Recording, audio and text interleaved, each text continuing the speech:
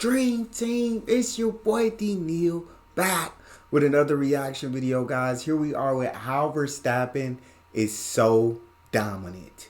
Before we dive in, make sure you subscribe, ring notification bell, get a video a thumbs up so it gets suggested. What we got, Max? Max Verstappen's teammates can't win, or at least they can't win against him consistently. Some have been a small margin behind him and others a massive margin. But is he really driving that much faster?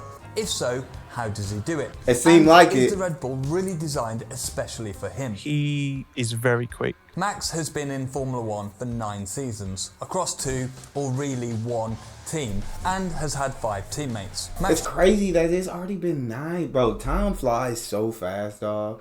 He's already been in F1 for 9 seasons, and he's younger than me. It hurts. It hurts. Joined F1 with Toro Rosso in 2015, being teammates with Carlos Sainz. He was and still is the youngest driver ever to start a Grand Prix. They might be teammates soon again. Old. At the time, it was also Sainz's first season in F1 and at Toro Rosso. And although both of them were starting their careers in Formula 1, it makes for a fair comparison. 2016 initially continued alongside Sainz at Toro Rosso, but by the 5th Grand Prix of the year, he'd moved to Red Bull. Already many, as you know, I made the switch to Red Bull Racing. And was now up against the vastly more experienced and very quick Daniel Ricciardo, who was in his 5th full season in F1. I'm sure we all remember that first race and the first win for Max in Spain. The beautiful trophy here, I'm very proud of it. After the two took each other out. That's my impression of Hamilton. And ever since then, Max has been at Red Bull, although his teammates have changed fairly frequently. Ricciardo stuck around in 2017 and 2018 before leaving for Renault. I am driving with the Renault F1 team. Then in worst move of his career, for sure, leaving Red Bull.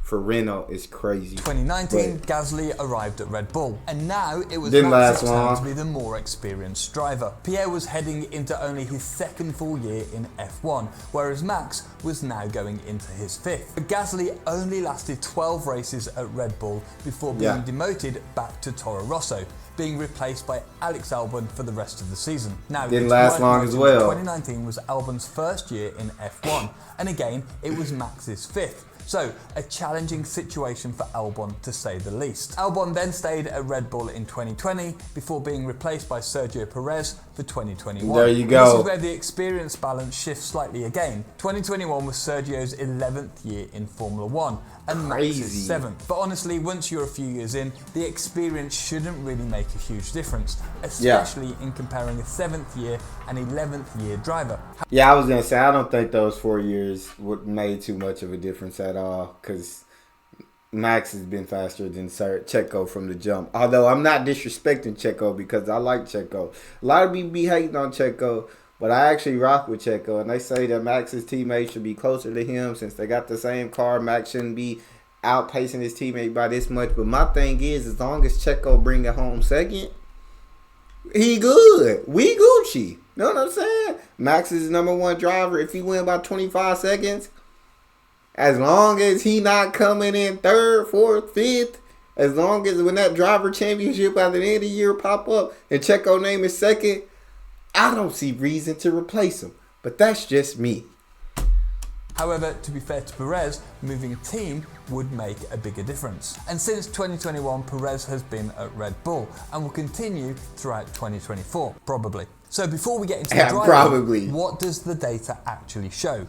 Is Max really that much faster? Well, I found some data that's been put together by Give010 on Reddit, and it compares teammates across qualifying lap time, qualifying position, and race position. Now, data like this can never paint the full picture of what's actually happened during a race weekend.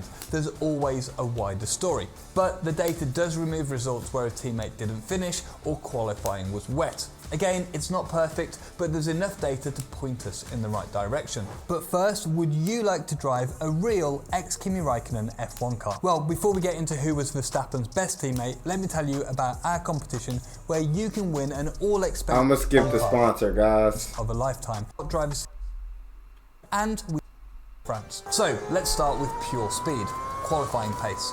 the gap to Sainz was very close, with Verstappen being 0.06% faster across their time as teammates. However, there are a couple of outlier results where Verstappen was more than a second faster. Oh, god dang, qualifying? Average. Overall, it was tight, with Verstappen beating Sainz 12-11 in qualifying. Ooh, that's really close. And this is where we have the most data. Over 50 races as teammates. And their absolute pace was pretty close. But overall, Verstappen was 0.11% faster than Ricciardo in qualifying, with Max beating Daniel 34-24 times in those sessions. Okay, so Sainz and Ricciardo were a bit slower in qualifying, but not by much. However, from here on in, things change a lot. Up against Gasly, who was in his first full year in F1, Verstappen outqualified him 11-1 and was 11-1. But it's Max Verstappen. I'm not mad at Pierre because it's Max Verstappen. Because he's the greatest driver on the grid at this point in time. Because we're in the Verstappen era. I'm not gonna diss Pierre for that. You feel me?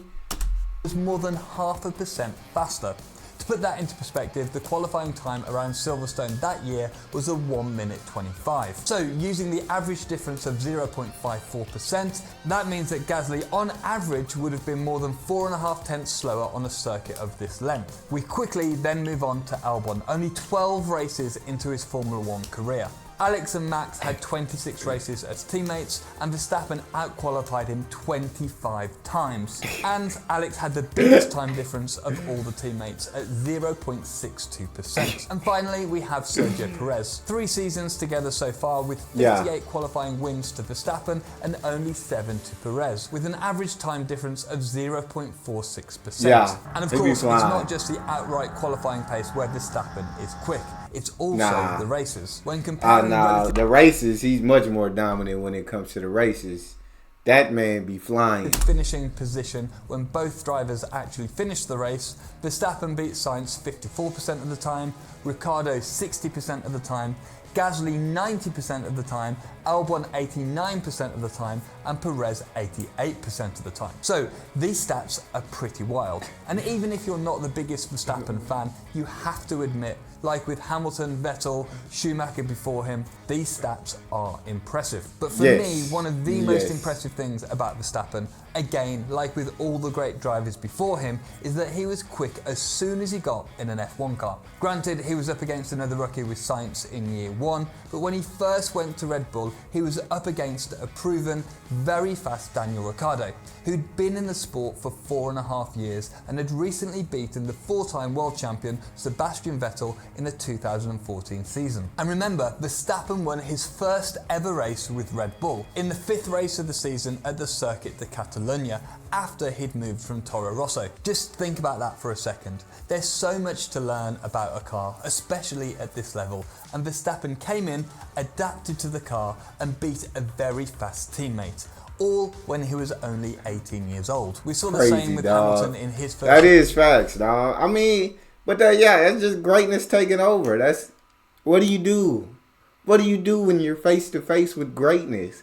Ricciardo had no choice but to be slower than Verstappen. All of his teammates had no choice but to be slower than Max. But him and Carlos was neck and neck over there at Toro Rosso. They could be teammates again, because that Ferrari that Carlos drives, he gonna be the only one right now that be compete with Max. Although Max has won 3 out of the 4 races so far, and he's done it in amazing fashion. But Carlos, the only other guy to win a race on the grid right now. See how the rest of the season go, though. Year in 2007, going up against world champion Alonso, just about beating him and almost winning the entire championship. I think we all remember that one. And we saw the same with Schumacher, Vettel, Alonso, and many more. Even if the drivers aren't battling for podiums straight away, they come in and outperform their cars and pretty much destroy their teammates. But there's no doubt that Verstappen was a bit rough around the edges at the start of his F1 career. And that's probably to be expected. After all, he was only 17 years old. He did crash a bit and people spoke about him being too aggressive. But again, that happens with all the future world champions. The important thing at the beginning is that they're quick out of the box. Then with time, the driver becomes more experienced, more refined with their technique, and don't crash into other drivers or fall off the circuit quite as much. In fact, Ricardo said that he thought a lot of that maturing was done in 2018. He said, "I think he definitely took a step. I think it was the last year I was with him in 2018. The first 5 or 6 races, he was in the wall a lot, having incidents or making mistakes, mostly on his behalf. Then he learned. Through that year, it was like he just had a bit of self-realization and a step of maturity, which is also natural. We all go through it. I honestly think that from the middle of that season on, he became a more complete driver. And we see that. The first time in the actual Red Bull car, not the Toro Rosso, actual Red Bull car, you had to learn your car. It's probably much faster than that Toro Rosso. So he had to learn a car. He had to figure out his way. My boy wanted to compete for championships. And to compete for championships, you got to be aggressive. And aggressiveness comes more risk. And more risk comes more accidents. So he's just figuring everything out. Experience kicking in when we compare Verstappen to his teammates. When he was less experienced against Sainz and Ricciardo, they were closer to him. But as he became more experienced and the team leader, Gasly, Albon and Perez just couldn't get anywhere close. Lando Norris was interviewed recently and put it nicely. He's in a team which he's very comfortable in. A lot of things are, built up around him.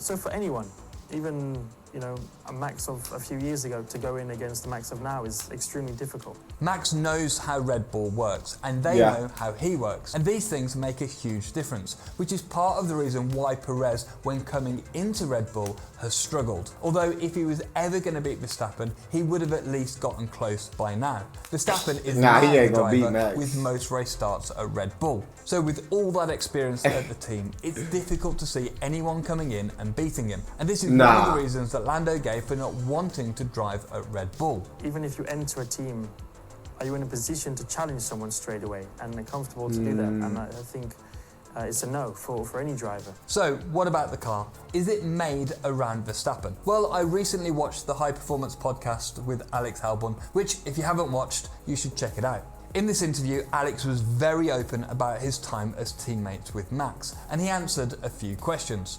First, is the car really built around Max? A lot of people say that car is built around him. He's created this team around him, but truthfully, the car is what it is. However, Alex then goes on to say, he has quite a unique driving style actually. It's not that easy to get along with. This, to me, sounds like he was trying to drive a car that was more suited to Max. What we don't know is whether the car was designed around Max or whether it just ended up that way because that's how Red Bull decided it was best to do it. But what about the specific driving style? How does Max get so much speed out of the car? His level of sharp and direct is kind of it's a whole different level. It's eye-wateringly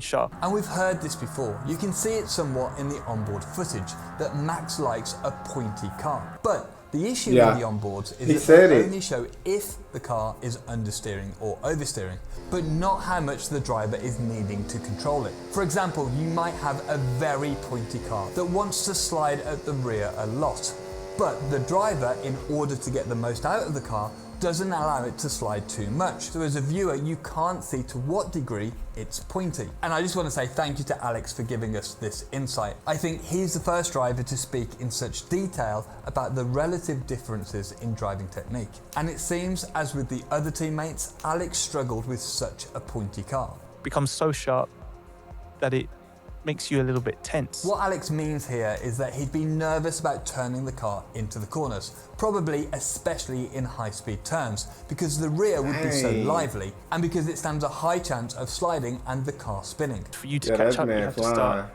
taking a little bit more risk. You might be a couple tenths behind one session. Just try a little bit more. Okay, I've gone off. I've had a crash. So then you've got to restart. Then you've lost a little bit of confidence. It takes a little bit more time. That gap's growing a little bit, and then the next time you try and go out and do another job, another spin or another whatever.